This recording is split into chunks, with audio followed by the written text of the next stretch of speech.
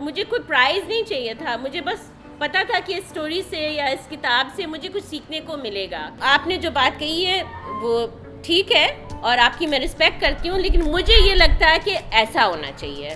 تو مجھے لگتا ہے سب سے جو وائز لوگ ہیں، سب سے جو عقل مند لوگ ہیں، ان کو پتہ ہوتا ہے کہ ہمیں بہت بہت اتنا سا پتہ ہے.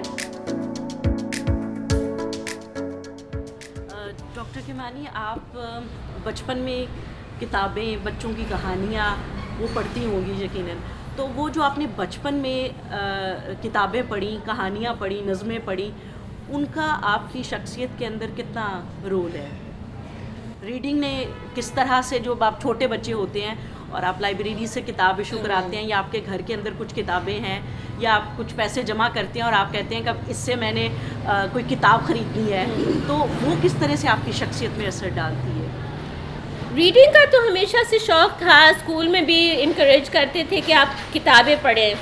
اور ایک پتہ نہیں اچھی بات تھی یا نہیں تھی، وہ جتنے بھی آپ کتاب پڑھتے تھے آپ کو اسٹکر ملتا تھا، اور اگر آپ کے پاس 10 اسٹکرس ہو جاتے تھے تو آپ کو ایک پیزا آپ لے سکتے تھے جا کے. تو مجھے یاد ہے میں اسٹکرس کو جمع کرتی تھی. سب کو اچھا لگتا ہے کہ آپ کو کوئی انعام ملے، لیکن انعام کے علاوہ بھی مجھے ریڈنگ کا شوق بہت تھا.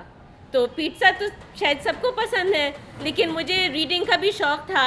ریڈنگ صرف مطلب مجھے کوئی پرائز نہیں چاہیے تھا، مجھے بس پتا تھا کہ اس اسٹوری سے یا اس کتاب سے مجھے کچھ سیکھنے کو ملے گا. تو یہ ریڈنگ والا شوق میرے خیال سے شروع سے انہوں نے پیدا کیا تھا ہمارے اندر. ابھی بھی مجھے کتابیں خریدنے کا بہت شوق ہے، بک شیلف میں رکھنے کا، اور صرف رکھنا نہیں، اس کو نکال کے پڑھنا. آج کل تو سب فون پہ پڑھتے ہیں یا ٹیبلٹ پہ یا جن کے پاس ہے، لیکن مجھے جو کتاب کی جو ہاتھ میں پکڑنا، اس کو ابھی تک مجھے بہت اچھا لگتا ہے. کتابیں مجھے بہت خوبصورت لگتی ہیں.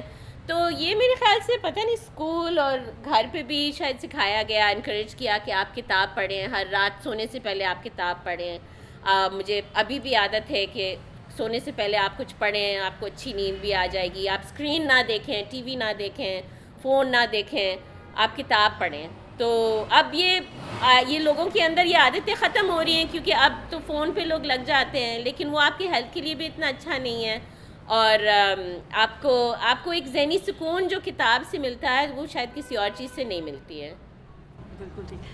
تو ڈاکٹر کیمانی یہ بتائیے کہ ہمارے جو بچے ہیں یہ کلاس میں جاتے ہیں، ٹیچر ان کو پڑھا رہا ہے اور ان کے اندر ایک ڈس ایگریمنٹ آتا ہے ٹیچر جو پڑھا رہا ہے اس کے بارے میں، تو اس کو یہ کس طرح سے اپنے ٹیچر کے ساتھ ڈسکس کریں کہ وہ ٹیچر کو لگے کہ میری رسپیکٹ بھی مینٹین ہے اور اس کا جو سوال ہے وہ بھی بالکل لاجیکل جسٹیفائڈ ہے.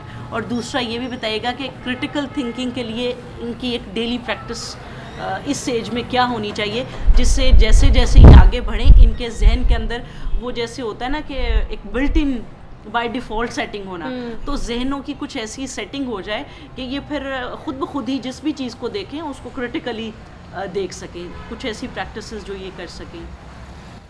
آئی تھنک اگر آپ ٹیچر سے کوئی بھی ڈس ایگریمنٹ ہو یا آپ کو کوئی بات سمجھ نہیں آئے، آپ ہچکچائیں نہیں. یہ جو ہمارے یہاں ہوتا ہے کہ اگر میں کہوں گی کہ میری سمجھ میں نہیں آ رہی ہے کوئی بات، تو لوگ مجھے برا سمجھیں گے، لوگ مجھے بیوقوف سمجھیں گے. یہ چیز آپ اپنے دماغ سے نکال لیں، کیونکہ میں نے جو دیکھا ہے جب کوئی بھی اسٹوڈنٹ سوال اٹھاتا ہے تو ایسے 20 اور اسٹوڈنٹس ہوتے ہیں جن کے دماغ میں وہی سوال تھا لیکن ان کے اندر وہ ہمت نہیں تھی. اچھا، تو ہم بات کر رہے تھے کہ آپ کے ذہن میں کوئی سوال اٹھتا ہے تو کیا کریں. تو ایک تو آپ پوچھیں، ہچکچائیں نہیں، اور یہ کبھی نہیں سوچے کہ کوئی مجھے مطلب میرا مذاق اڑائے گا. اگر آپ کے اندر مطلب اگر کسی اور نے کوئی سوال اٹھایا اور آپ کو بہت اسٹوپڈ لگ رہا ہے، آپ کبھی ان کا مذاق بھی نہ اڑائیں، کیونکہ ہو سکتا ہے آپ کو وہ بات سمجھ ہی نہیں آئی جو وہ پوچھنا چاہ رہے ہیں. اور جتنے ہم کوشچن کریں گے، جتنے ہم سوال اٹھائیں گے، اتنے ہم سب سیکھیں گے اس چیز سے. دوسرا یہ ہے کہ اگر آپ ڈس ایگری کریں، اگر آپ دوسرے کی بات سے یا ٹیچر کی بات سے آپ کو کوئی ڈس ایگریمنٹ ہو، آپ اتفاق نہیں کر رہی اس بات سے، تو مجھے لگتا ہے آپ کو ضرور یہ بات کہنی چاہیے، لیکن ایک رسپیکٹ کے ساتھ کہیں، اور اس طرح نہ کہیں کہ میں صحیح ہوں اور آپ غلط ہیں. یہ کہیں کہ میرے خیال سے میرے اندر یہ آپ نے جو بات کہی ہے وہ ٹھیک ہے اور آپ کی میں رسپیکٹ کرتی ہوں, لیکن مجھے یہ لگتا ہے کہ ایسا ہونا چاہیے. آپ کو کیا لگتا ہے؟ تو اس طرح سے ایک ڈسکشن شروع ہو جاتی ہے نا. کبھی ہمارے یہاں مجھے لگتا ہے لوگ ایون اسپیشلی ٹیچرز, آپ کی ٹیچرز کی بات نہیں کر رہی ہوں, لیکن میں اپنے پروفیسرز کی بات کر رہی ہوں جو میرے ساتھ کام, ان کو لگتا ہے ان کو سب کچھ پتہ ہے, لیکن کسی کو سب کچھ نہیں پتہ ہے. نہ آپ کو پتہ ہے نہ مجھے پتہ ہے.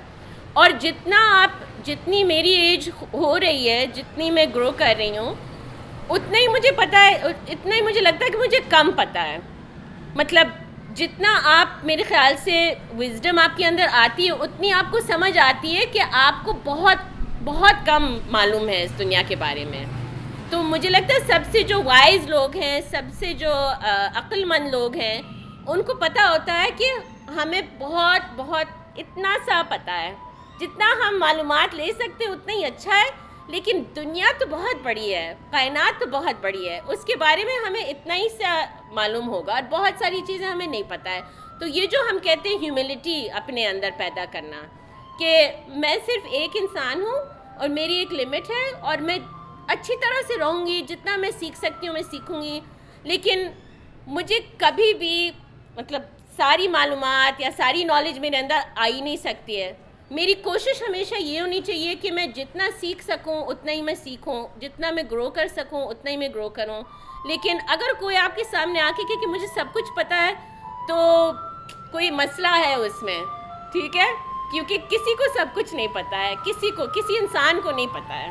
تو یہ میرے خیال سے جو ہیوملٹی ہوتی ہے, اس سے پھر آپ ایک دوسرے کے ساتھ بات چیت بھی کر سکتے ہیں عزت کے ساتھ, کیونکہ مجھے بھی پتہ ہے, میرے اندر ہیوملٹی ہے کہ مجھے سب کچھ نہیں پتہ. آپ کو کچھ معلوم ہے جو مجھے نہیں پتہ ہے, مجھے کچھ معلوم ہے جو آپ کو نہیں پتہ ہے, چاہے آپ چھوٹے ہو یا بڑے ہوں.